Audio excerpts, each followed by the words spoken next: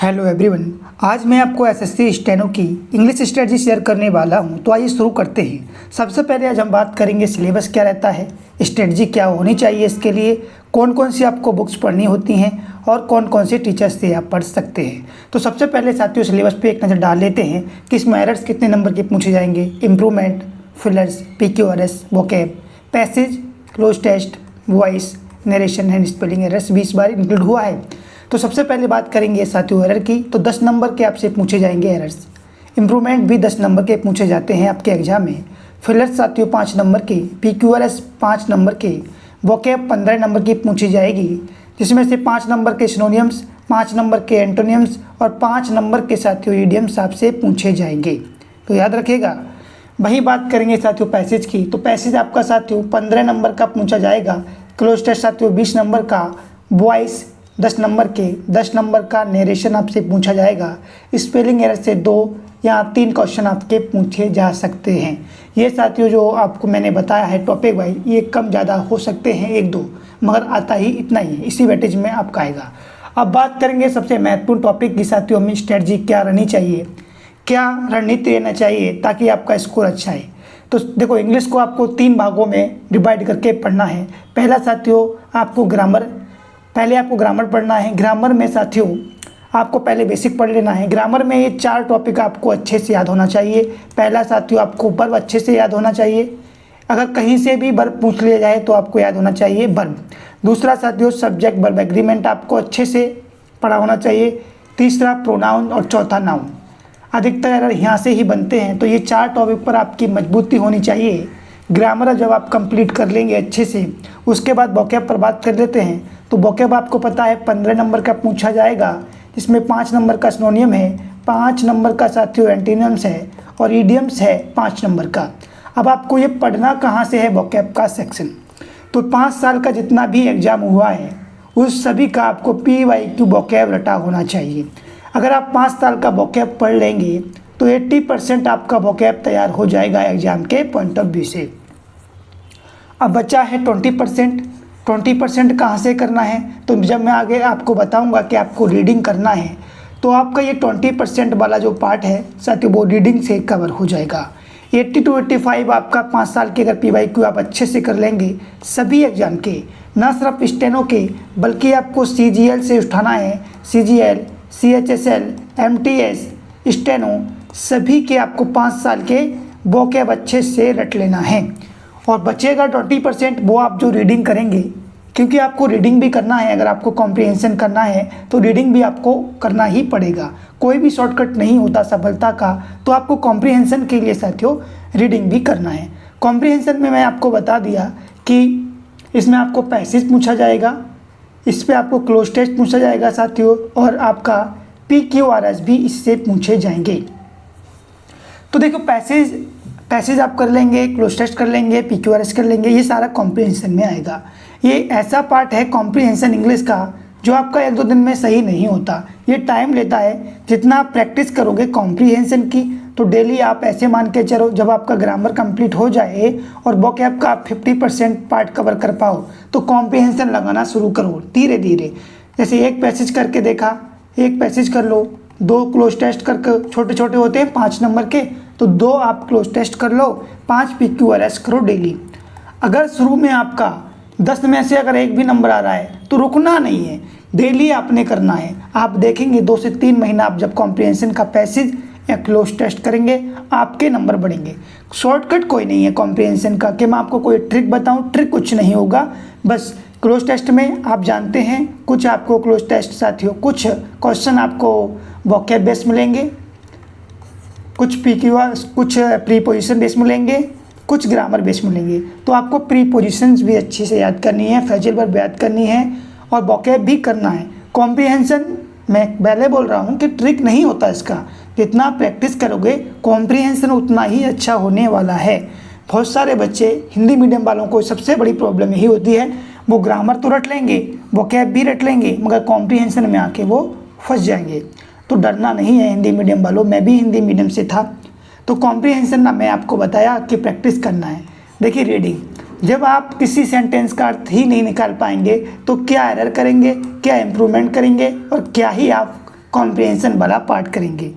तो अगर आपको इसका सेंटेंस का कोई सेंटेंस है उसका अर्थ निकालना नहीं आता तो देखो 6 से लेकर के 8 तक की जो स्टोरी बुक होती है ना इंग्लिश की, वहाँ से शुरू कर लो। अगर आपका लेवल हाई है तो आप न्यूज़पेपर उठा लो, न्यूज़पेपर पढ़ लो। आपको ऐसा नहीं है कि पर्टिकुलर टाइम आपको रीडिंग के लिए देना है, जब भी आप फ्री रहते हैं ना तो आप उठा लिया करो रीडिंग।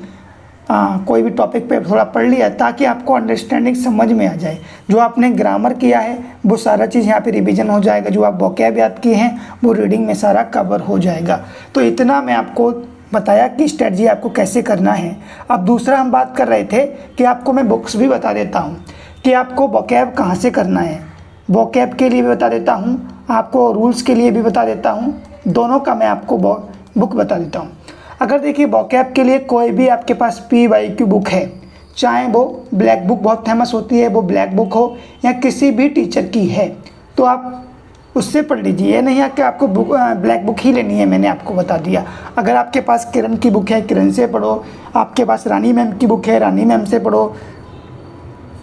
जो PYQ क्वेश्चन होते हैं वो सेम ही होते हैं। कोई भी टीचर उसमें बस इतना ही कर सकता है कि उसके एक्स्ट्रा पॉइंट ऑफ व्यू बता सकता है, मगर आपको PYQ किसी भी बुक से पढ़ लो, ज़्यादा बुक्स मत खरीदो, वोकैब यहाँ से हो जाएगा। रूल्स के लिए मैं आपको बता देता हूँ, नीतू मैडम की एक बुक आती है ना, वॉल्यूम 1 वॉल्यूम 2, वहाँ से आप ग्रामर कर लो। देखिए बुक्स बहुत सारा है, अमन सर का भी इंग्लिश का है, मगर आपको फंसना नहीं है।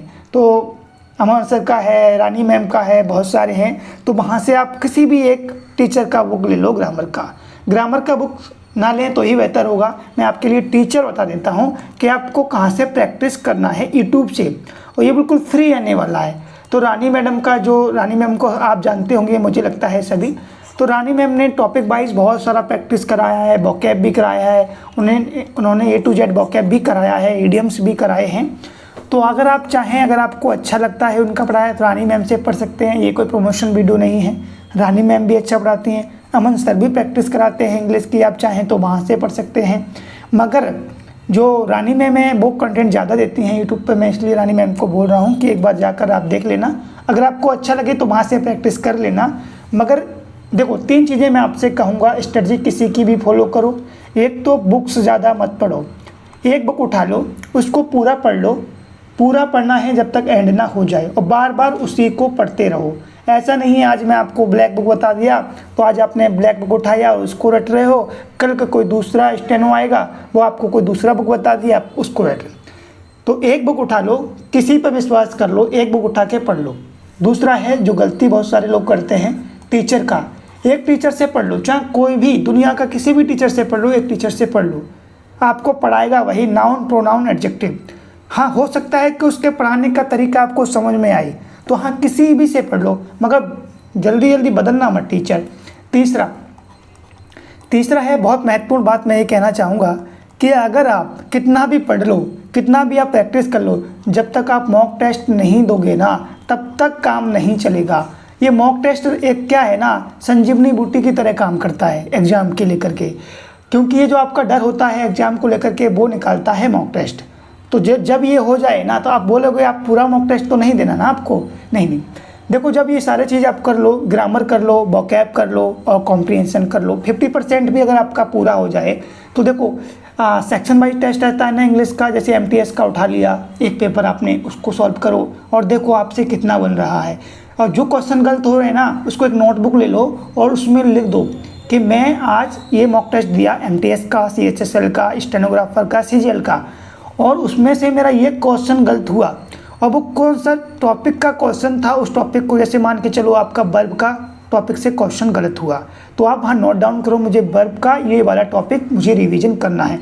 और ये ध्यान रखें कि अगले मॉक टेस्ट में उस टॉपिक से आपका कोई भी क्वेश्चन गलत नहीं होना चाहिए।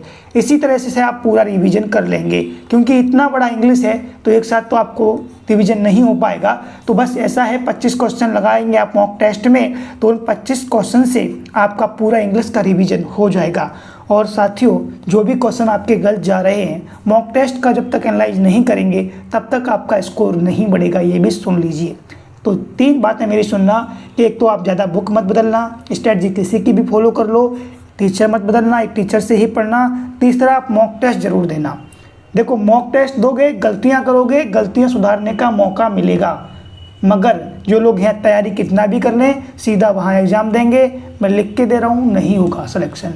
तो ये 2024 का आपके पास अच्छा मौका है, तो अच्छे से तैयारी करो। All the best. वीडियो कैसी लगी वीडियो को कमेंट्स बॉक्स में बताना कि आपका कौन सा टॉपिक वीक है, और वीडियो लाइक कर देना, ज़्यादा से ज़्यादा शेयर कर देना। अगर आप चैनल पर पहली बार आए हैं तो चैनल को साथियों सब्सक्राइब भी कर देना। Thanks for watching.